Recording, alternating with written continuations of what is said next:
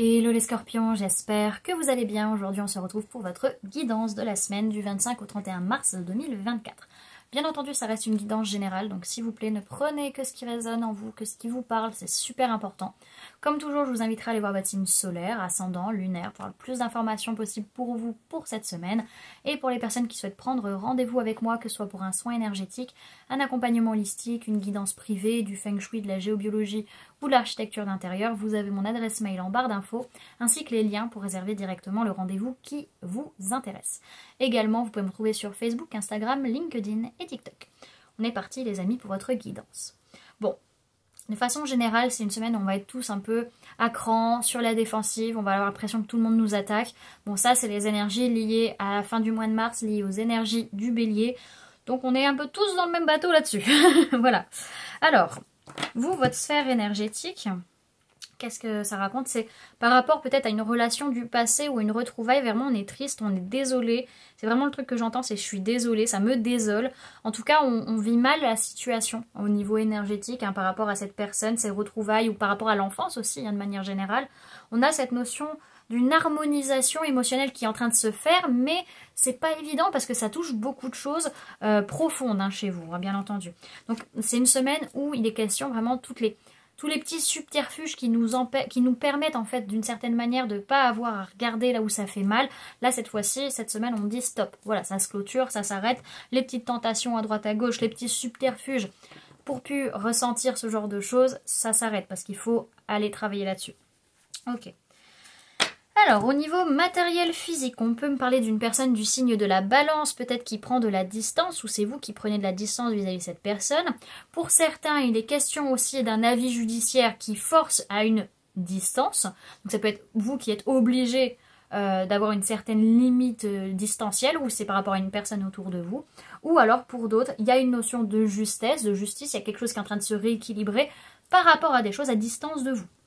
Dans tous les cas, on voit qu'il peut y avoir des blocages, des retards, soit sur une prise de hauteur sur la situation, soit par rapport à un véhicule ou par rapport à un voyage, un déplacement, un mouvement, en tout cas physique, géographique. Alors, au niveau professionnel, on peut parler d'une personne de signe de feu, bélier, lion, sagittaire, par rapport à qui vous avez une grosse prise de conscience. Vraiment, il y a un truc qui arrive par rapport au boulot vis-à-vis de cette personne. Pour d'autres, c'est par rapport à votre passion, vos envies.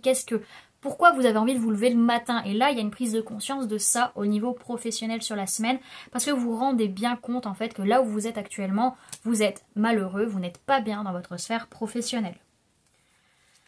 Alors, au niveau sentimental, bon, on peut me parler de personnes bélier, taureau, gémeaux, on n'est pas bien, on est loin de la complétude, on sent vraiment pas bien, on n'est pas satisfait de ce qu'on reçoit, on est déçu de ce qui se passe par rapport à cette personne qui peut-être justement est en train de mettre des projets de vie en place, peut-être même un mariage pour certains.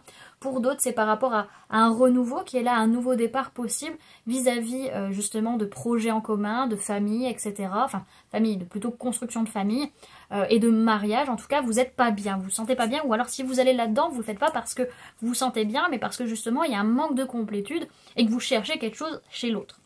En tout cas, il n'est pas question de famille sur la semaine, dans tous les cas.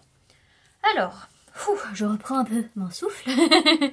Alors, dans tous les cas, le conseil qu'on nous donne à tous globalement cette semaine, c'est d'apprendre à être présent, avoir de la prestance, avoir une certaine force intérieure, une force calme, on va dire, sans chercher à écraser l'autre, sans chercher à avoir une domination, sans chercher à prendre le pouvoir sur l'autre, vraiment. Donc on voit qu'avec les énergies actuelles, bah ouais, on nous dit hey, calm down, ça va aller. Bouffe pas tout le monde, ça va bien se passer. Alors vous avez eu énormément de conseils sur la semaine les amis. Alors vous avez eu la joie, la créativité et le conflit qui tombaient à l'envers. Donc on va aller les lire de ce pas. Alors, qu'est-ce qu'on nous raconte? Il y a quand même beaucoup au niveau du plexus solaire et chakra de la gorge. Ça qui travaille le plus. Alors, 15. On vous dit, vous rayonnez de bonheur. Le conseil, c'est accueillir la joie et laissez-la s'exprimer. Cette carte vous invite à ne plus être dans la retenue. Laissez jaillir votre spontanéité. La joie ne se contrôle pas, elle se vit. Carte d'énergie par excellence, elle vient stimuler votre corps et votre esprit. Son pouvoir guérisseur agit en vous et tout autour de vous. Diffusez-le en distribuant vos sourires. Semez la joie et elle fleurira. On parle de réjouissance, d'effervescence, de bonheur et de rayonnement. Ensuite, créativité. On vous dit la puissance créative vous pousse à l'action. Le conseil, c'est mettez-vous dardard à créer ce qui ne demande qu'à exister. La carte de la créativité symbolise l'expression de soi. Les idées voyagent jusqu'à rencontrer l'esprit qui aura le courage de leur donner vie. La passion ne saurait mentir pour qui est à l'écoute de ce qui l'anime. Votre pouvoir créateur demande à être inscrit dans l'expérience. Saisissez-vous de cette belle énergie fertile et ne remettez pas à demain ce que vous tenez aujourd'hui entre vos mains. On parle d'expression, de passion et de création. Et la dernière, on vous dit, vous savez trouver les mots pour affirmer votre vérité. Le conseil, c'est par vos mots, apaiser le conflit. Le dialogue est la réponse à tant de mots. Cette carte met l'accent sur une communication brisée. Prenez le recul nécessaire pour retrouver votre justesse.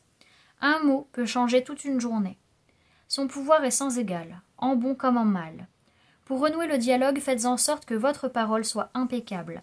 Parlez à la première personne du singulier afin d'exprimer votre vérité, car le tu reste inconnu. Mettez des mots sur vos mots une fois le calme revenu. On parle d'opposition, de colère, de silence et de dialogue rompu. Voilà du coup les amis ce que je pouvais vous donner comme information pour cette semaine. J'espère en tout cas que cette guidance vous aura plu, vous aura parlé, aura pu vous aider. N'hésitez pas à me dire en commentaire comment cette guidance résonne en vous par rapport à ce que vous vivez actuellement. N'hésitez pas à laisser un j'aime si la vidéo vous a plu, à la partager si vous le souhaitez, à vous abonner si ce n'est pas déjà fait en activant la petite cloche qui se trouve juste à côté pour ne louper aucune sortie de vidéo.